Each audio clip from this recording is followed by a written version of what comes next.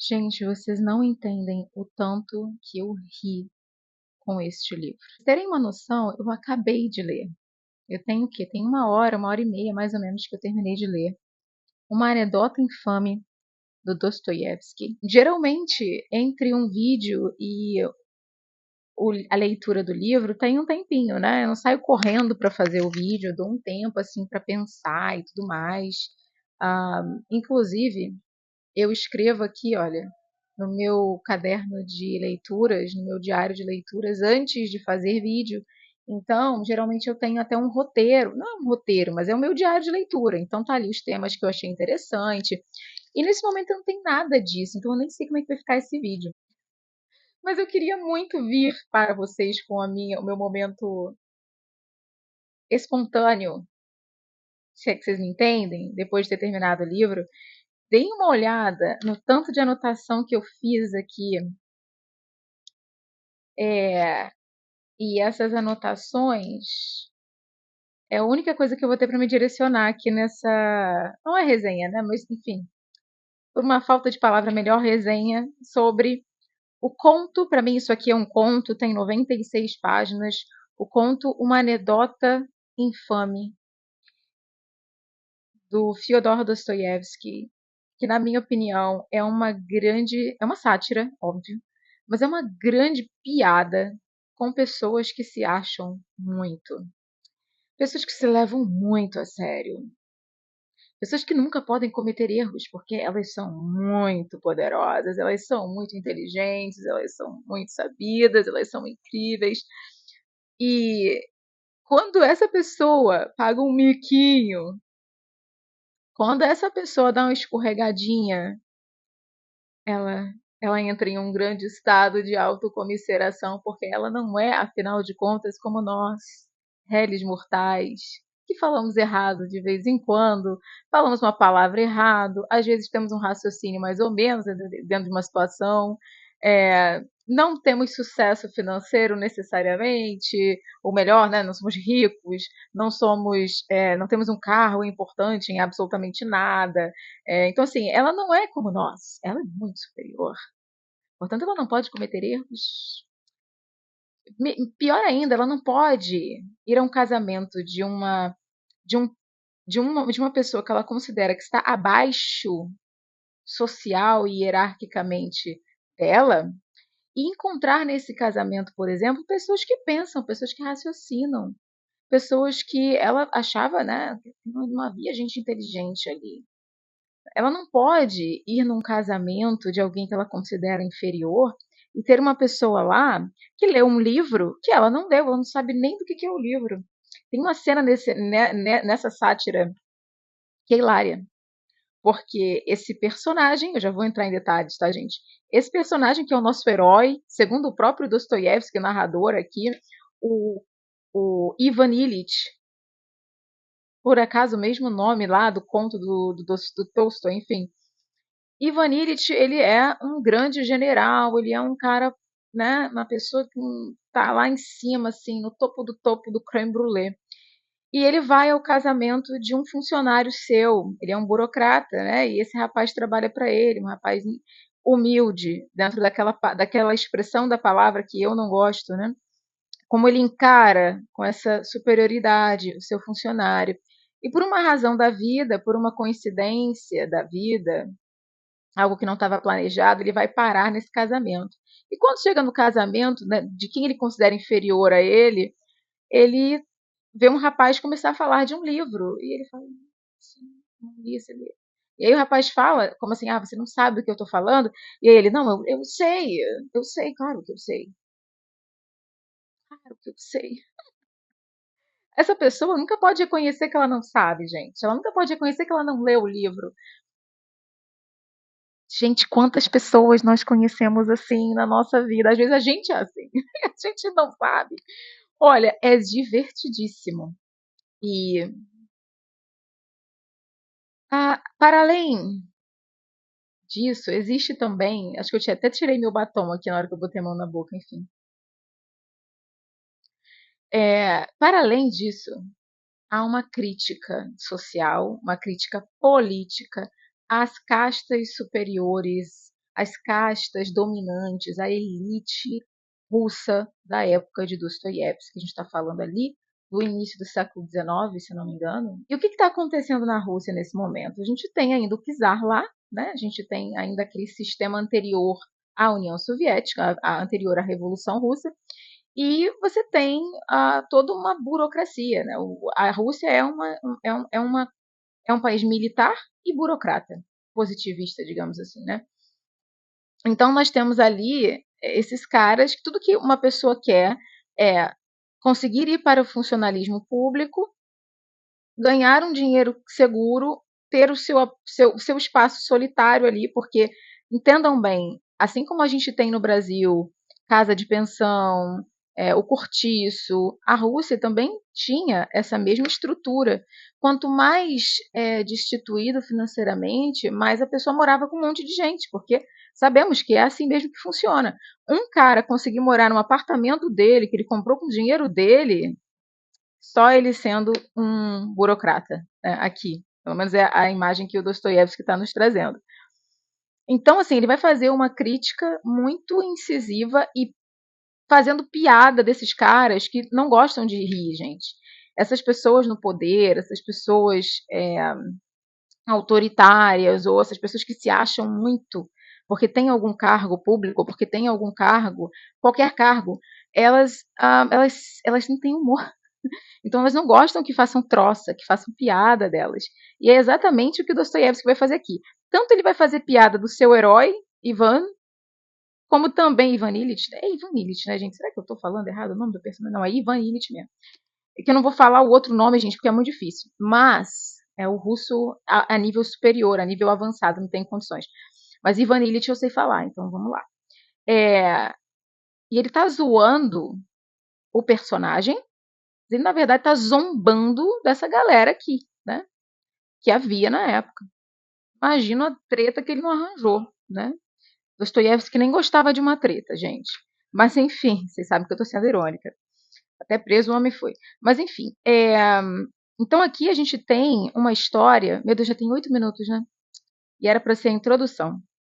Mas aqui, né, a gente tem uma sátira, a gente tem um conto que é a história de um cara que se acha muita coisa, que se acha superior aos outros, é um elitista, que vai parar numa festa de casamento de um funcionário, de uma pessoa que ele considera inferior, vai pagar um micão na frente de todo mundo, vai ficar envergonhado disso, mas para além dessa simplificação, nós temos, na verdade, uma crítica, uma incisiva crítica política e social.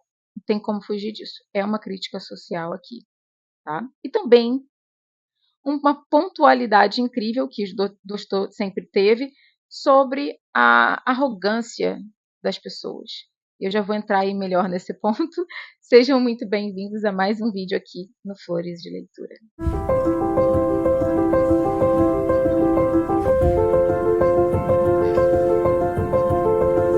Hipocrisia. É um conto muito interessante sobre hipocrisia. Porque quando a gente conhece o Ivan Ilitch, né, o protagonista desse conto, ele está em uma discussão com seus outros amigos que também são burocratas, que também são generais, que também estão em uma posição de poder. E ele está dizendo para esses caras assim, olha, gente, eu acredito na humanidade, assim, eu sou um humanitário, eu sou um cara que acredito em... Eu sou igual ao cara que trabalha para mim. Eu não sou diferente dele. E eu preciso tratá-lo com dignidade, com respeito. Mas essa fala dele vem de um lugar de superioridade, né? De um certo pedantismo. E os caras até riem da cara dele. E quando ele sai dessa reunião e ele descobre que o funcionário dele, que dirige a carruagem, sumiu, ele imediatamente já solta um palavrão, xinga o cara, já começa a pensar em como que ele ia punir. Então vejam que o que ele fala é muito diferente do que ele faz. Né? E aí ele acaba parando nessa festa de casamento de um funcionário dele, e ali só fica ainda mais claro como ele se achava superior, como aquele papo de dignidade, de o outro é igual a mim, né? Nós não somos diferentes, não existe. Inclusive, ele vai dizer: é claro que nós não somos iguais, somos tão diferentes quanto o céu e a terra. Fica muito descarada na história a hipocrisia, né? E, na verdade, o que ele quer é ter poder. Ele quer utilizar essa linguagem humanitária, essa narrativa de igualdade para ele ter poder sobre aquelas pessoas, convencê-las de que ele é uma excelente pessoa, quando no fundo, o que ele quer é estar em uma posição em que ele se sinta melhor que o outro. Por quê, gente? Porque o Ivan Illich, assim como o burocrata, que é essa imagem que o Dostoiévski está pintando para gente, ele é um ser medíocre. Ele não é bom em nada. Ele não sabe nada. Ele não é especial de jeito nenhum. O único jeito em que ele se torna especial é através daquela patente, é através daquele status, daquele cargo. Entende? Ele é consciente de que ele é medíocre. Então, ele precisa tentar se sentir superior aos outros de alguma maneira. E o único jeito é, de fato, estando em uma posição pública, social, acima dessas pessoas. Por isso que eu citei para vocês a cena do rapaz falando de um livro que ele leu, porque fica óbvio para o leitor que esse cara, nem um intelectual, nem uma pessoa um culto, uma pessoa com cultura, ele não tem nada, entende? E isso fica muito sensível para ele o assunto, então você não pode fazer piada dele. Quando alguém ri de alguma coisa que ele falou, porque ele tenta assim soar muito rebuscado, soar muito político, muito politizado, muito intelectual, e aí alguém dá uma risadinha, sabe? E ele fica, quem foi? Quem riu? Entende? Porque ele tem que estar o tempo inteiro usando o status, a patente dele, para dar ali uma carteirada nas pessoas. Ele não pode dar uma carteirada com as ideias dele, com a autenticidade dele. Então, esse é um conto sobre hipocrisia, também é um conto sobre falta de autenticidade. Quando você é essa figura mecânica, operacional, criada aqui para obter um status e ser vista pelos outros como melhor, só e simplesmente para fora, você é um ser que não tem interior.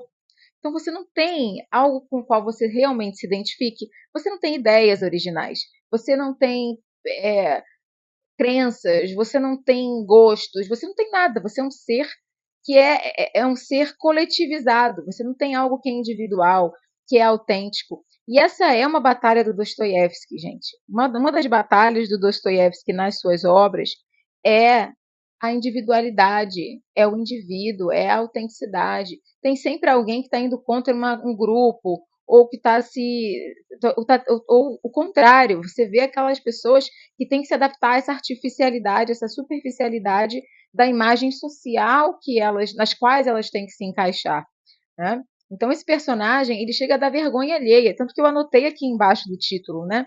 Uma anedota infame ou uma vergonha alheia. Poderia ser o título do conto, poderia ser vergonha alheia, porque você se sente passando aquela vergonha junto com ele, passando a vergonha junto com o pobre do funcionário dele que estava casando, e ele acaba atrapalhando a vida do funcionário, atrapalhando o casamento do homem, entende?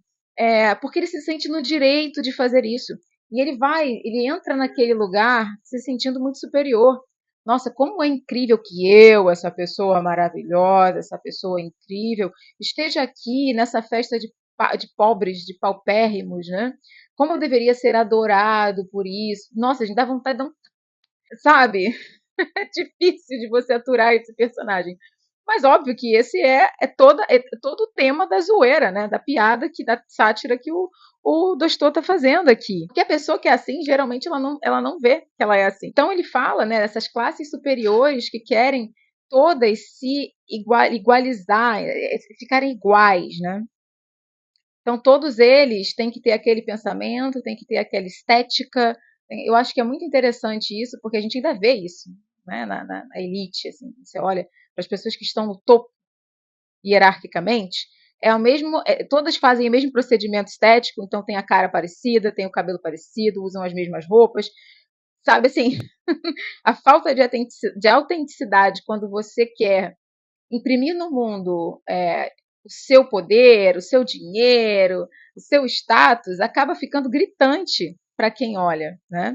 E quando ele está naquela festa de casamento, ele vê que aquelas pessoas, apesar de estarem em uma situação financeira ou social inferior à dele, na visão dele, são pessoas alegres, são pessoas autênticas, são pessoas que estão ali vivendo e se divertindo e conversando. O que falta a ele? Porque a primeira reunião desse livro é o encontro no aniversário de um outro personagem, que também é um burocrata, como eu falei anteriormente.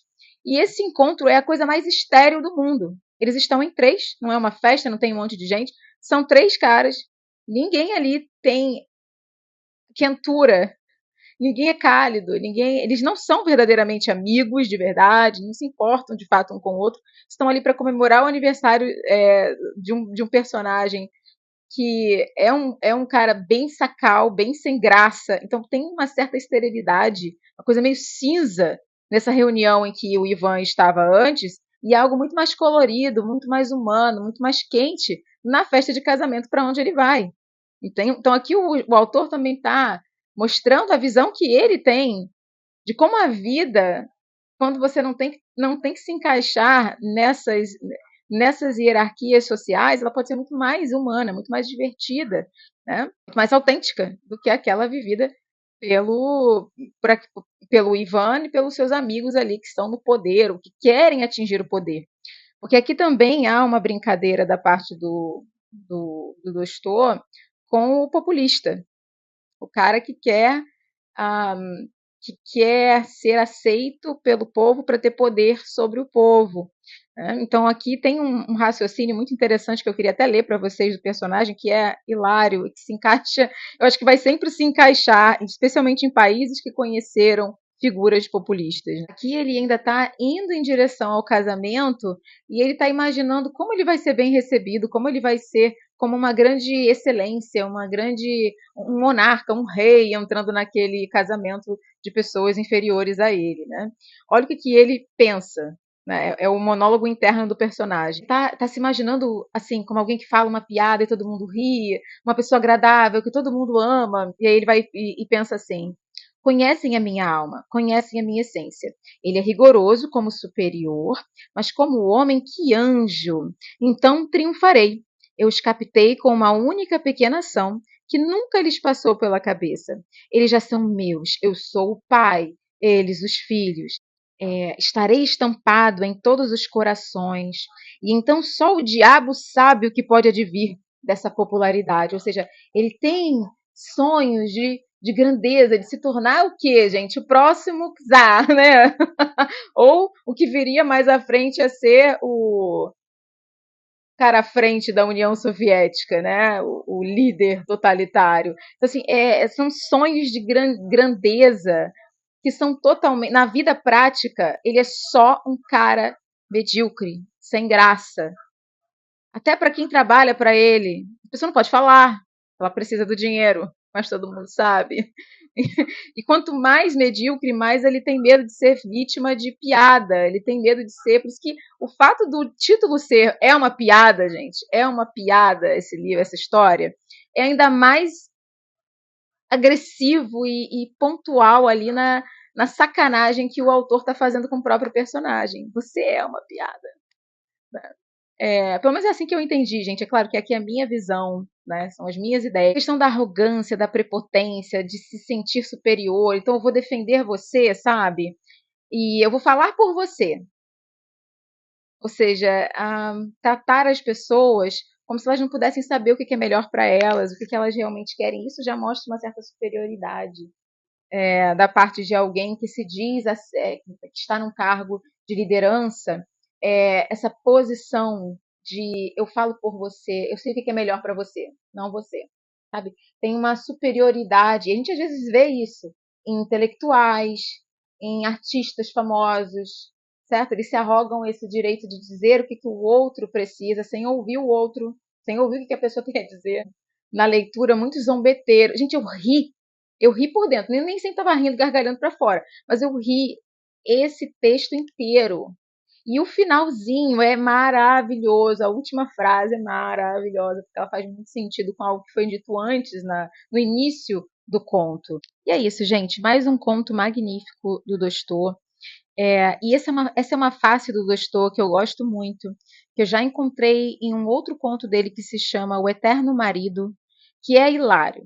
Ele é engraçado, ele brinca com as coisas que ele tá, com as ideias que ele está tentando te transmitir. Então, se você está acostumado só com o Dostô mais sério, ah, mais provocador, assim, em um sentido existencial, pesado, angustiado, leia uma anedota infame para você dar umas gargalhadas. E rir aí de algumas pessoas, às vezes até de você mesma, né? Um beijo, a gente se vê no próximo vídeo.